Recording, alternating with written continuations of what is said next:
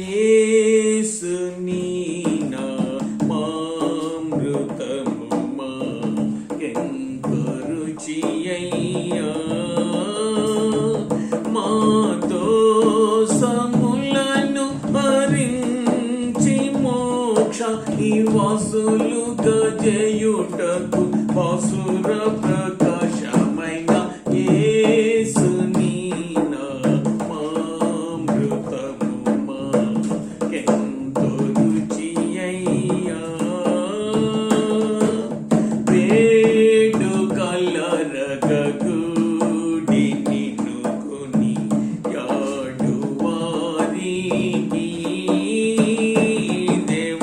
వేడుకల రగగూడి నిన్ను కొని యాడు వారికి ఎంతో కీడు చేసిన పాడు వైరిని కొడగొడనంగవాని తాడనము చేసితివి. యేసు నీ నామామృతము మాకెంతో రుచియయ్యా. పాపములు హరింప నీవే రావు మాకయ్యా. దేవ పాపములు హరింప నీవే రావు మాకయ్యా. నీ దాపు చేరిన వారికందరి కాపుదలు బాపి నిత్య కాపు గతి చూపినావు. యేసు నీ నామామృతము మాకెంతో రుచియయ్యా. అక్షయ కరుణేక్ష భువన రక్షక నీవే దేవ. అక్షయ కరుణేక్ష భువన రక్షక నీవే. మమ్ము పాక్షముగా రక్షించి మోక్షసు రక్షణకు దీక్షగుని దీక్షితులమైన మాకు యేసు నీ నామామృతము మాకెంతో రుచియయ్యా. దేవ అంధమగుని మందిరమున పొందుగా మేము. దేవ అందమగుని మందిరమున పొందుగా మేము. నీ సుందర కరుణామృతము మా తెంధముల యందు గ్రోలు రందుకు సుందరమైన యేసు నీ నామామృతము మాకెంతో రుచియయ్యా. మన తండ్రి అయిన దేవుని నుండి ప్రభువైన క్రీస్తు నుండి కృపయును సమాధానము మనందరికీ కలుగును గాక. ఆమేన్. దేవుని వాక్యంలోనికి వెళ్దాము ప్రియ సంగమా. ఈ దినకాల లేఖన భాగములో మనం గమనించినట్లయితే పాత నిబంధన పాఠ్యాంశములో యెషయా గ్రంథము 12వ అధ్యాయము 1వ వచనము నుండి 6వ వచనం వరకు, పత్రికా పాఠము కొరింథీయులకు రాసిన 2వ పత్రిక 5వ అధ్యాయము 14వ వచనము నుండి 21వ వచనం వరకు, సువార్త పాఠంగా యోహాను సువార్త 8వ అధ్యాయము 21వ వచనము నుండి 36వ వచనం వరకు ఈ దిన మన ధ్యాన పాఠ్యాంశాలుగా ఉంటూ ఉన్నాయి కదూ. తలలు వంచి ప్రార్థన చేసుకుందాము, దైవ వాక్యంలోకి వెళ్దాం. మరి ఈ వాక్య ధ్యానంలోకి మనం వెళ్లే ముందు తలలు వంచినట్లయితే ప్రార్థన చేసుకుందాం. ఏకీభవించి ప్రార్థించండి. కళ్ళు మూసుకొని ప్రార్థనలోకి వెళ్దాము. మోకరించగలిగిన వారు మోకరించటము మంచిది అని క్రీస్తు పేరిట మనవి చేస్తున్నాను. ప్రార్థన చేసుకుందాం. పరిశుద్ధుడు అయిన మా యేసు ప్రభువా, మీ కొందనాలు దేవా, మీ మాటలు మేము ధ్యానిస్తూ ఉండగా పైనుండి మీ యొక్క సహాయాన్ని దయచేయండి. మా ప్రభువా, మీ ఆత్మ సహాయం ఉంటేనే గాని మీ లేఖన ధ్యానములు మేము సరిగా చేయలేము. మీ ఆత్మ సహాయాన్ని దయచేయండి. వింటున్న బిడ్డలకు మంచి ఆత్మ కలిగి వాటిని గ్రహించుటకు కావలసిన శక్తిని ప్రసాదించమని మనం చేస్తున్నాం. వినగలిగే చెవులు, గ్రహించగలిగే మనస్సు, అనుసరించదగ్గు ఆత్మ ప్రతి బిడ్డకు అనుగ్రహించమని, లేఖన సందేశము మీ యొద్ద నుండి వచ్చుతున్నదని మేమందరము గ్రహించి ఆ మాటలు మా బ్రతుకుల్లో తీసుకోవడానికి, మా ప్రాణ శరీర ఆత్మలు ఉజ్జీవింపబడ్డానికి సహాయము చేయనిమ్మని యేసు నామమున ప్రార్థించి వేడుకొనిచున్నాము తండ్రి, ఆమేన్. ప్రియ దేవుని సంగమా, ప్రియమైన దేవుని బిడ్డలారా, యెషయా గ్రంథము 12వ అధ్యాయము 1 నుంచి 6 వచనాలు మనము గమనించినట్లయితే, యెషయా ప్రవక్త రాస్తూ ఉన్నటువంటి లేఖన భాగములో మనము కొన్ని సంగతులు చాలా జాగ్రత్తగా గ్రహించాలి. ఈ 12వ అధ్యాయము 6 వచనాలు ఉన్నాయి. ఈ 6 వచనాలు కూడా ఆ 6 వచనాలలో వ్రాయబడిన సంగతులు ఏమిటంటే, దేవుడు అనుగ్రహించు రక్షణ వాక్యమును తలంచి, రక్షణ కార్యమును తలంచి దేవునికి కృతజ్ఞతాస్తుతి చెల్లించాలని యూదులను హెచ్చరిస్తూ ఉన్నాడు. దేవుని బిడలు, యూదులు అనగా యూదులను గురించి వ్రాయబడిన మంచి మాట ఏమై ఉన్నది అంటే, యూదా నాకు ఇష్టమైన ద్రాక్షావనము అని చెప్తున్నాడు. ఆయనకు ప్రియమైన జనాంగం. యూదా అనగా స్తుతి, ఎల్లప్పుడూ స్తుతి చెల్లించువారు అనగా దేవునిని ఘనపరిచేవారు, దేవునిని కీర్తించేవారు. ప్రియులారా, ఇశ్రాయేలీల 12 గోత్రాల్లో కూడా ఈ గోత్రానికి ఒక ప్రత్యేకమైన స్థానం ఉంది. మొట్టమొదటిగా ఇశ్రాయేలీలలో ప్రథమ పుత్రుడైన రూబేన్ అయినప్పటికీ ఆ మొదటి స్థానము యూదా గోత్రానికి ఇవ్వటము చూస్తూ ఉంటాం గ్రంథంలో. ఆ సంగతులు అటుంచుదాం. ఈ దిన లేఖన సందేశములో ఈ 12వ అధ్యాయము 4వ వచనములో దేవుడు చేసినటువంటి ఆ కార్యాన్ని బట్టి దేవుణ్ణి ఎలా స్తుతించాలి అనే సంగతులు రాస్తూ ఉన్నాడు అండి.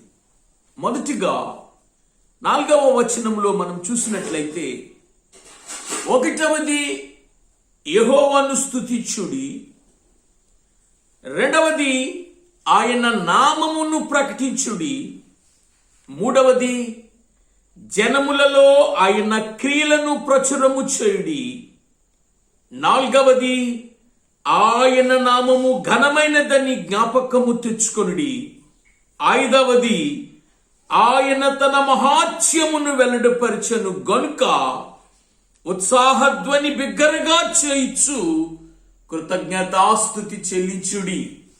వింటున్నారు కదూ? 5 సంగతులు వ్రాయబడ్డాయండి. 5 సంగతులు వ్రాయబడ్డాయి. అందులో మొదటి సంగతి ఏమిటి అంటే, దేవునిని స్తుతించాలి. గమనించాలి పిల్లరా, ప్రవక్త అయినటువంటి యెషయా అక్కడ ఉన్నటువంటి ఆ యూదా ప్రజలను హెచ్చరిస్తూ ఉన్నాడు. ఎవరిని స్తుతించాలి అంటే దేవునిని స్తుతించాలి.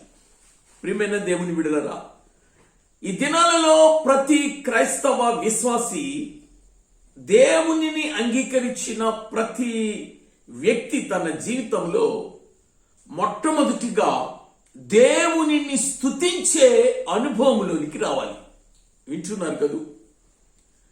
స్తుతించటము ఆరాధించటము, ఘనపరచటము, మహిమపరచటము, ఈ అర్థాలు చాలా జాగ్రత్తగా మనము తెలుసుకోవాలి అండి. స్తుతించటము అనగా అర్థం ఏమిటి అంటే, ఆయన దేవుడు ఈ లోకములో చేసిన కార్యములన్నీ జ్ఞాపకము చేసుకుంటూ ఆ దేవునికి వందనాలు చెల్లించటం.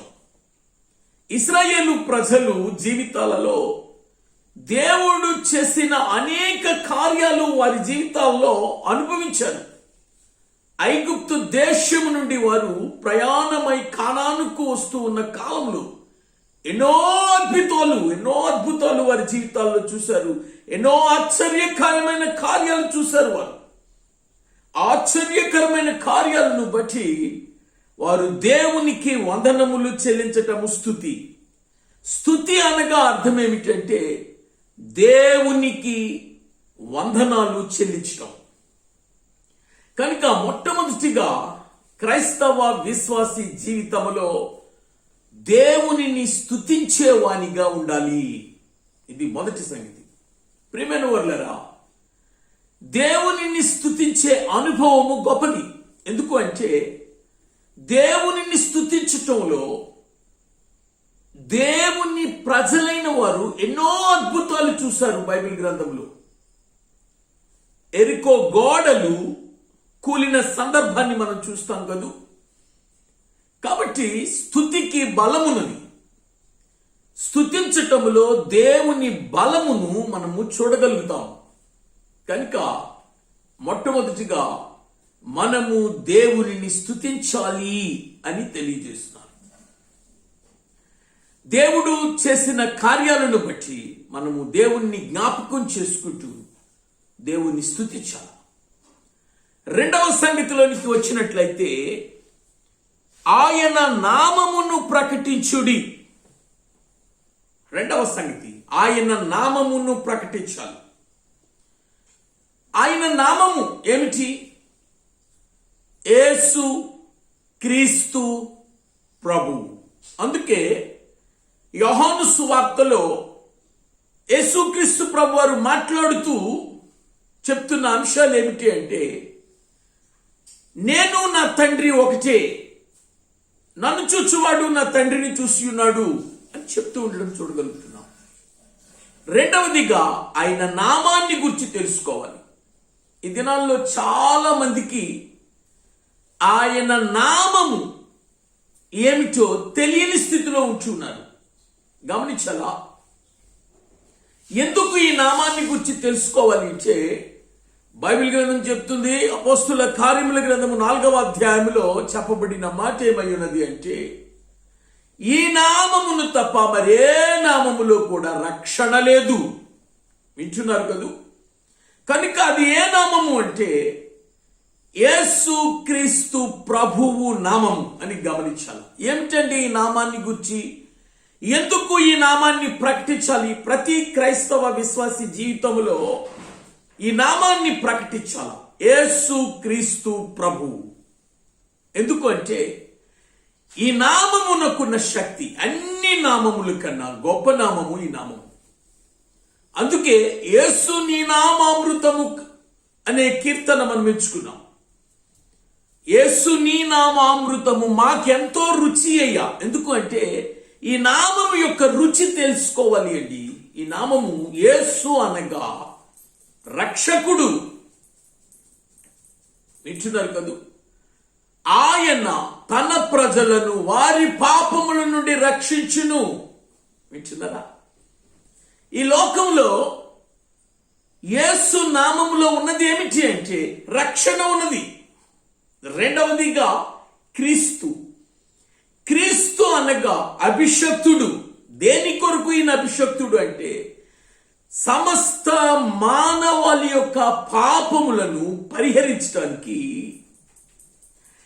అర్పింపబడినటువంటి బలు పశువుగా ఈయన అభిషేకింపబడ్డాడు. అభిషేకింపబడిన బలి పశువు. బలి పశువును బలి అర్పించేటప్పుడు దానిని ముందుగా అభిషేకిస్తారు.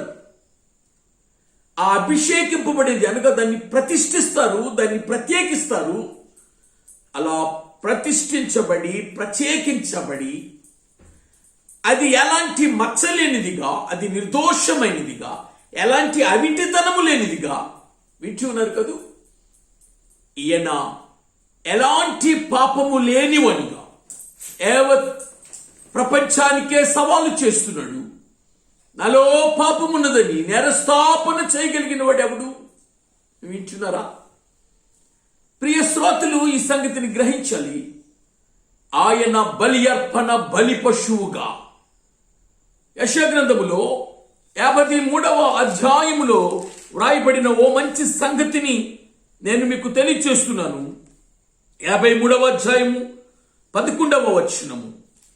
నీతిమంతుడైన నా సేవకుడు జనుల దోషములను భరించి తనకున్న అనుభవ జ్ఞానం చేత అనేకులను నిర్దోషులనుగా చేయును.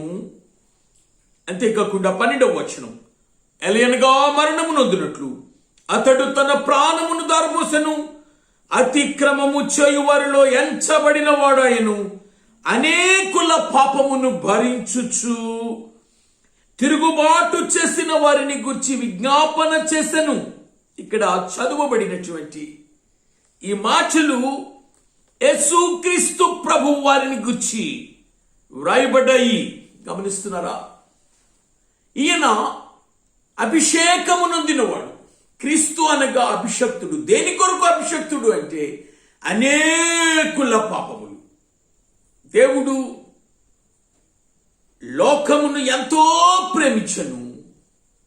ఎంతగా ప్రేమించాడంటే కాగా తన అద్వితీయ కుమారుని యందు విశ్వాసం ఉంచువాడు నశింపక నిత్య జీవము పొందినట్లు అనుగ్రహించబడను. కనుక క్రీస్తు అనగా అభిషక్తుడు సమస్త మానవాళి పాపముల కొరకు ప్రాణమును అర్పించుటకు సిద్ధపడిన బలి అయిన గొర్రెపిల్ల. ఇదొక బలి పశువు అనే సంగతి జ్ఞాపకం చేస్తున్నాడు క్రీస్తు అనే పదములు. మూడవదిగా ప్రభువు. ప్రభువు అనగా అర్థం ఏమిటంటే పరిపాలించువాడు. వింటున్నారు కదూ. యేసు అనగా రక్షకుడు. దేనిలో నుండి రక్షిస్తాడు? రక్షణ అనగా అర్థం ఏమిటి అంటే మానవుడు చేసిన పాపముల వలన కలిగినటువంటి శిక్ష నుండి తప్పింపబడటమే రక్షణ. మానవులందరి జీవితాల్లో వారి పాపముల నుండి రక్షించడానికి లోకానికి వచ్చిన రక్షకుడు యేసు. మానవులందరి పాపముల నిమిత్తము తన ప్రశస్తమైన రక్తాన్ని ఈ లోకములో చిందించటానికి వచ్చినటువంటి క్రీస్తు. ఆయన ప్రభువు. ప్రభువు అనగా పరిపాలకుడు. దేనిని పరిపాలించాడు అంటే ప్రభువు అనగా అధికారి. కాబట్టి పిల్లరా, ఆయన ప్రాణము పెట్టుటకును ప్రాణము తీసుకొనుటకును అధికారము గలవాడు. వింటున్నావా? ఈ దినకాలంలో ప్రియ కుమారుడా, ప్రియ కుమార్తె, ప్రియ అక్క, చెల్లి, ఓ అంకల్, ఈ మాటలు వినాలి అని మనవి చేస్తున్నాను. ఎందుచేతను అంటే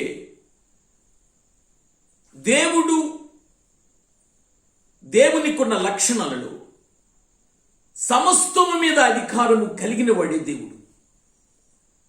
అన్నిటికన్నా గొప్ప అధికారం ఏమిటంటే తన ప్రాణాన్ని పెట్టి తిరిగి తన ప్రాణాన్ని తీసుకునే అధికారము గలవాడు. కనుకని మరణించి 3వ దినమున లేచి సమస్తం అనేక మంది మానవులకు తను కనపరుచుకున్నవాడు.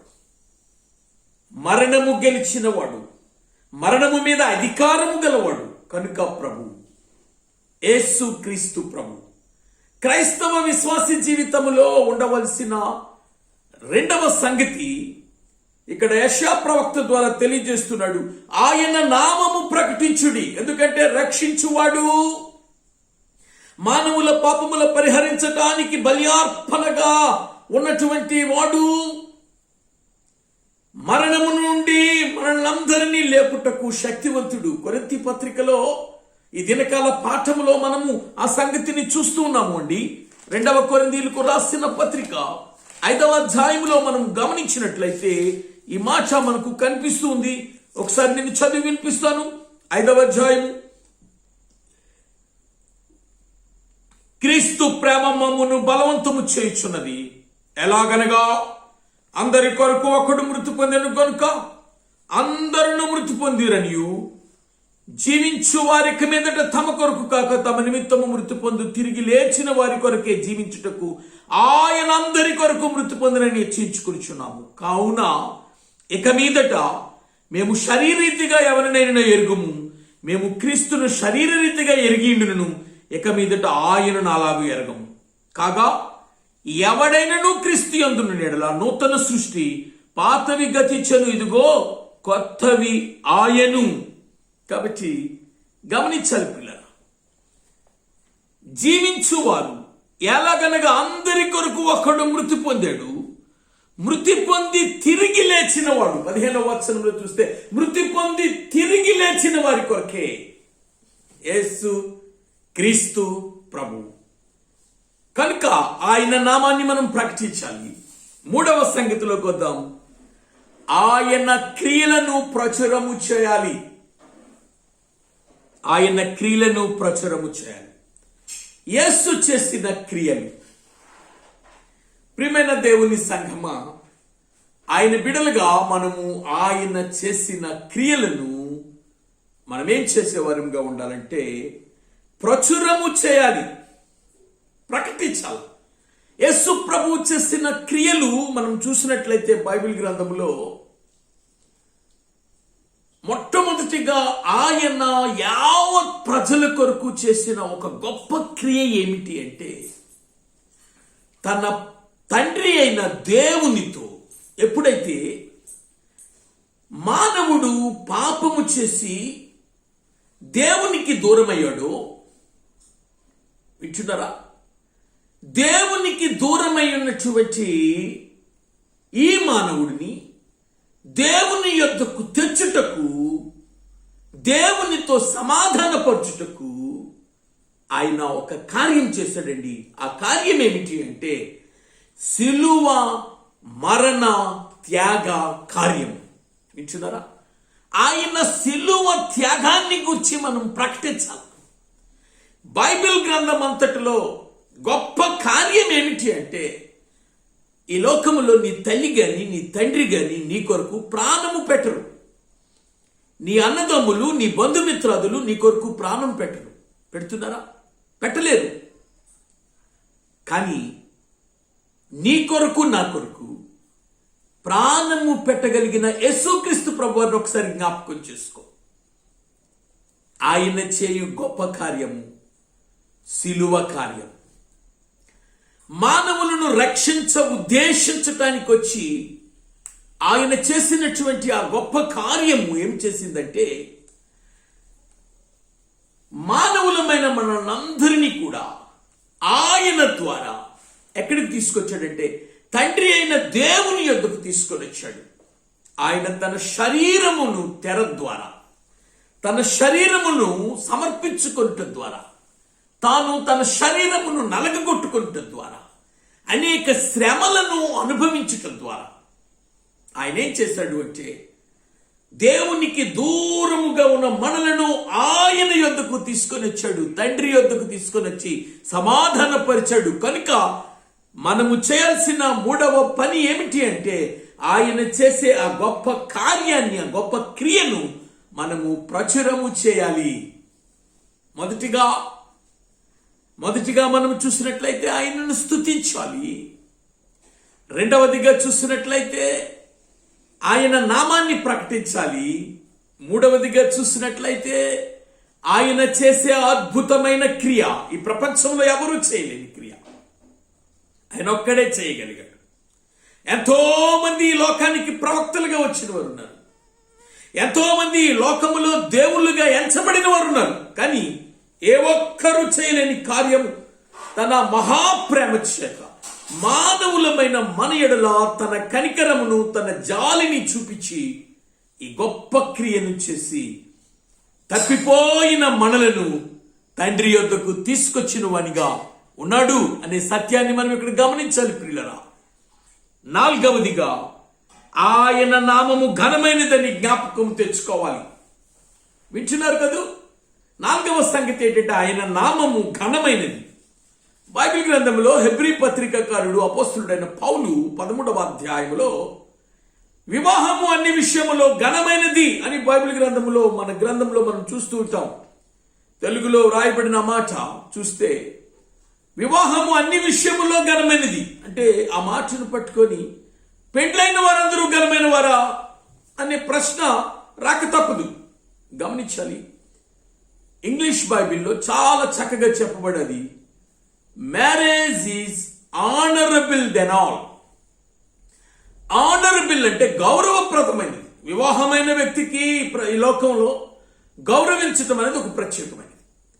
కానీ ఘనమైనది ఏమిటి అంటే ప్రపంచంలో రక్షణ కార్యానికి మించిన ఘనమైన కార్యం ఏదీ లేదు.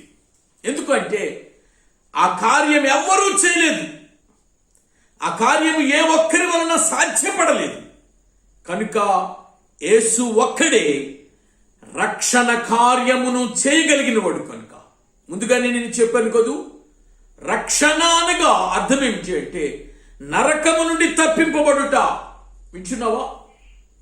రక్షణ అనగా అర్థం ఏమిటంటే నీ ఆత్మ నరకములో పడిపోకుండా, అగ్ని ఆరదు పురుగు చావదు అనే ప్రదేశంలో పడిపోకుండా, ఆ మహాభయంకరమైన కటిక చీకటిలో ఆ బిలములలో నువ్వు పడిపోకుండా ఉండడానికి గొప్ప రక్షణ కార్యాన్ని చేశాడు.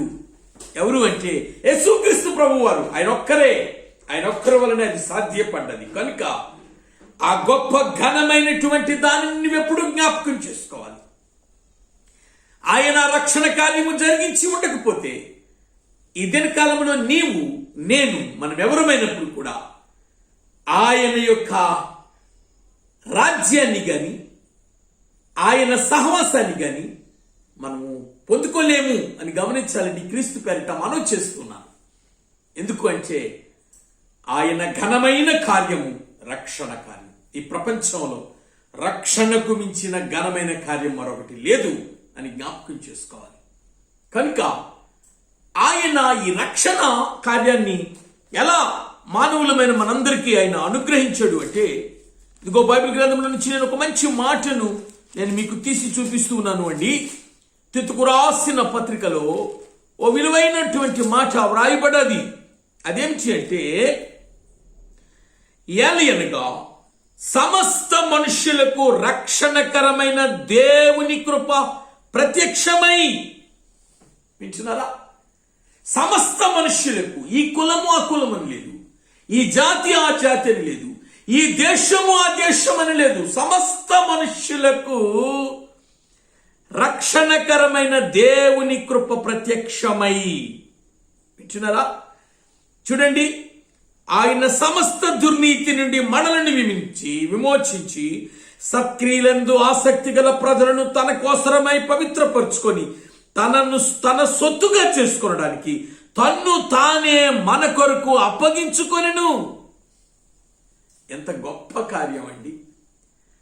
మనలను రక్షించటానికి, ఆయన ప్రజలుగా చేసుకోవడానికి, ఆయన రాజ్య సంబంధమైన వారిగా మనల్ని చేసుకోవడానికి, ఆ పరలోక రాజ్య వారసులుగా మనల్ని చేసుకోవడానికి, ఆ స్వర్గంలో మనకు స్థానం ఇవ్వడానికి ఆయన చేసిన ఆ గొప్ప కార్యము అది ఘనమైనది. కనుక ఆ ఘనమైన దానిని ఎప్పుడు నువ్వు జ్ఞాపకం చేసుకోవాలి. దీనిని నువ్వు జ్ఞాపకము చేసుకోలేదు అనుకో, నువ్వు క్రీస్తుని మర్చిపోయేవాడిగా ఉంటావు. క్రీస్తును మర్చిపోయేవాడు లోకంలో కలిసిపోతాడు. ఎందుకు అంటే అందుకే ప్రభు చెప్తున్నాడు, ఆ ఘనమైన కార్యము జ్ఞాపకం చేసుకోవడానికి ఇదిగో మీరు నన్ను జ్ఞాపకము చేసుకున్నట్టుకై ఈ కార్యాన్ని చేయండి. 1 కొరింథీయులకు రాసిన పత్రిక 11వ అధ్యాయములో ఆయన చెప్తూ ఉన్న మాటలు మనం గమనించినట్లయితే చూడండి,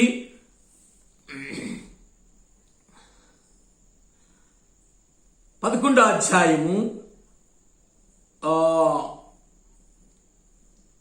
11వ అధ్యాయంలో 25వ వచనం, ఆ ప్రకారమే భోజనమైన పిమ్మట ఆయన పాత్రను ఎత్తుకొని, నా రక్తం వలన క్రొత్త నిబంధన, మీరు దీనిలో త్రాగునప్పుడల్లా నన్ను జ్ఞాపకము చేసుకున్నట్టుగా దీనిని చేయడం చెప్పాను. ఆయన ఘనమైన కార్యం అనగా తన అర్పించినటువంటి తన శరీరము, తాను అర్పించినటువంటి ఆ రక్తము, ఆ రక్తానికి సాదృశ్యంగా ఉన్నటువంటి ఆ ద్రాక్షరసము, ఆయన శరీరానికి సాదృశ్యంగా ఉన్నటువంటి ఆ రొట్టె, ఆ రెండు ఇచ్చి దీనిని మీరు సమీపించినప్పుడల్లా నన్ను జ్ఞాపకము చేసుకొనుడి అనగా దాని అర్థం ఏమిటి అంటే, ఆయనను జ్ఞాపకము చేసుకొనుడి అంటే అర్థం ఏమిటి అంటే, ఆయన చేసిన ఆ ఘనమైన కార్యం, ఇదిగో ఈయన శరీరము తిని నా రక్తమును త్రాగువాడు అంటాడు. ఈ ఆశీర్వచనపు పాత్రలో నీవు చేయి ముంచితేనే గాని నా రాజ్యమునకు నీవు హక్కుదారుడు కాలేవు. వింటున్నారు కదా? అంటే ఆ ఘనమైన కార్యాన్ని నీవెన్నడూ మర్చిపోకూడదు. మొదటిగా దేవుణ్ణి స్తుతించాలా, రెండవదిగా ఆయన నామాన్ని ప్రకటించాలి, మూడవదిగా ఆయన క్రియలను ప్రచురము చేయాలి, నాలుగవదిగా ఆయన నీ ఎడల చేసిన కార్యములను జ్ఞాపకం చేసుకోవాలి, ఐదవదిగా ఆయన మహాత్యమును వెల్లడిపరిచినందు వలన కృతజ్ఞతాస్తుతులు చెల్లించాలి. యెషయా ఇక్కడ చెప్తున్నాడండి. ఈ 12వ అధ్యాయములో ఏం చెప్తున్నాడో చూసినట్లయితే ఓ మంచి మాట మాట్లాడుతున్నాడు. ఆ 12వ అధ్యాయము, సియోను నివాసి ఉత్సాహధ్వని బిగ్గరగా చేయుము, నీ మధ్యనున్న ఇశ్రాయేలు యొక్క పరిశుద్ధ దేవుడు ఘనుడై ఉన్నాడు. ఈయనకన్నా ఘనుడు ఎవరు లేరు. అలాంటి ఘనుడిని నువ్వు కలిగి ఉన్నావు కాబట్టి, అలాంటి ఘనమైన వాడిని నువ్వు కలిగి ఉన్నావు కాబట్టి, నువ్వు ఆయనకేం చెల్లించాలంటే కృతజ్ఞతాస్తుతి చెల్లించాలా. ఎందుకు అంటే నీకున్న గృహాన్ని బట్టి కాదు, నీకున్న ఉద్యోగాన్ని బట్టి కాదు, నీకున్న ధనాన్ని బట్టి కాదు, నీకున్న ఆస్తిని బట్టి కాదు, నీకున్న బిడ్డలను బట్టి కాదు, నీకు అనుగ్రహింపబడిన ఘనమైన రక్షణను బట్టి నీవు దేవునికి ఏం చెల్లించాలో తెలుసా? కృతజ్ఞతాస్తుతి చెల్లించాలి. ఎంతో మంది ధనికులు ఈ ప్రపంచంలో ఉన్నారు. ఒక ధనవంతుడిని గురించి చెప్తున్నాడు, ఓరి వెర్రివాడా, ఈ రాత్రి కాలంలో నీ ప్రాణమును నేను అడిగిన ఎడల, వింటున్నావు కదూ, ఇంత గొప్ప రక్షణను నీవు నిర్లక్ష్యం చేస్తున్న ఎడల ఎలాగు తప్పించుకొందువు? ప్రియ సహోదరుడా, సహోదరి, ఈ దినకాలంలో నువ్వు క్రీస్తు యొద్దకు వచ్చిన నీ జీవితంలో ఈ 5 కార్యాలు నీ జీవితంలో నువ్వు కలిగేవాడిగా ఉండాలా. మొదటిగా దేవుణ్ణి స్తుతించేవాడిగా ఉండాలా, రెండవదిగా ఆయన నామాన్ని ప్రకటించాలా, మూడవదిగా ఆయన క్రియలను ప్రచురం చేయాలా, నాలుగవదిగా ఆయన నామము ఘనమైనదిగా ఎంచాలి, ఘనమైనదిగా జ్ఞాపకం చేసుకోవాలి, ఐదవదిగా ఆయన మహాత్యమును వెల్లడిపరిచినందున, మహాత్యము అనగా ఎవడూ చేయలేని కార్యం, అంత అద్భుతమైన కార్యం, ఆయన కార్యాలను నీ ఎడల నువ్వు జ్ఞాపకం చేసుకుంటూ నువ్వేం చెల్లించాలంటే కృతజ్ఞతాస్తుతి చెల్లించాలి. ఈరోజు నీవు క్రీస్తు యొద్ద లేకపోతే నీ స్థానం ఎక్కడో నీకు తెలుసా? యేసు క్రీస్తు ప్రభు వారిని నీ రక్షకుడుగా నీవు అంగీకరించలేకపోతే నీ పరిస్థితి ఏమిటో నీకు తెలుసా? ఒక్కసారి ఆలోచన చేయి. కనుక ఆ మహాకార్యము, ఆయన చేసిన అద్భుతమైన కార్యాన్ని మనం జ్ఞాపకం చేసుకుంటూ ఆయనకు కృతజ్ఞతాస్తుతి చెల్లించాలి. అలాగే మన జీవితాల్లో మొదటిగా ఆయన మనకు అనుగ్రహించిన రక్షణను బట్టి కృతజ్ఞతాస్తుతి చెల్లించాలా. రెండవదిగా సెకండరీ పార్ట్ ఏంటంటే మనకిచ్చిన ఆహారాన్ని బట్టి, మనకిచ్చిన గూడును బట్టి, మనకిచ్చిన వస్త్రాలను బట్టి, మనకు అనుగ్రహించిన ఉద్యోగాలను బట్టి, మనకు అనుగ్రహించిన సమస్తాన్ని బట్టి ఆయనకు కృతజ్ఞతాస్తుతులు చెల్లిస్తూ ఉండాలి.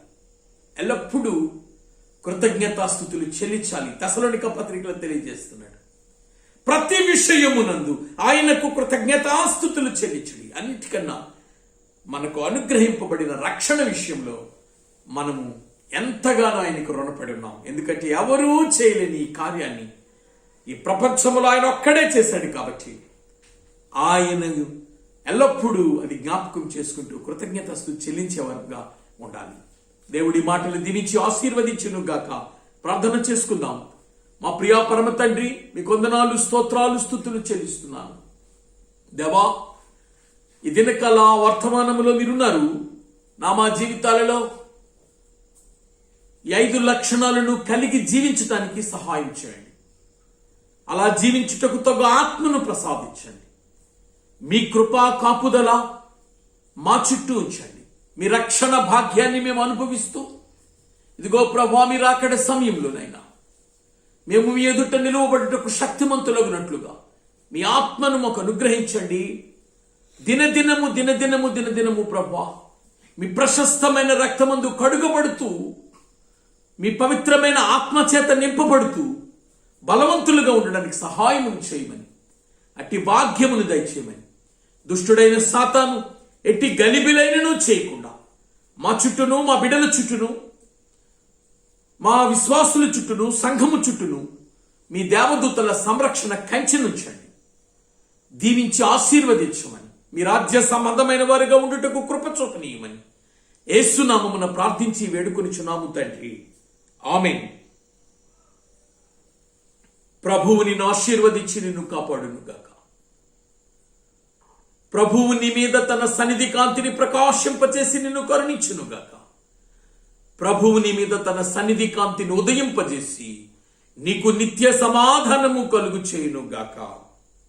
ఆమేన్, ఆమేన్, ఆమేన్. సెలవు.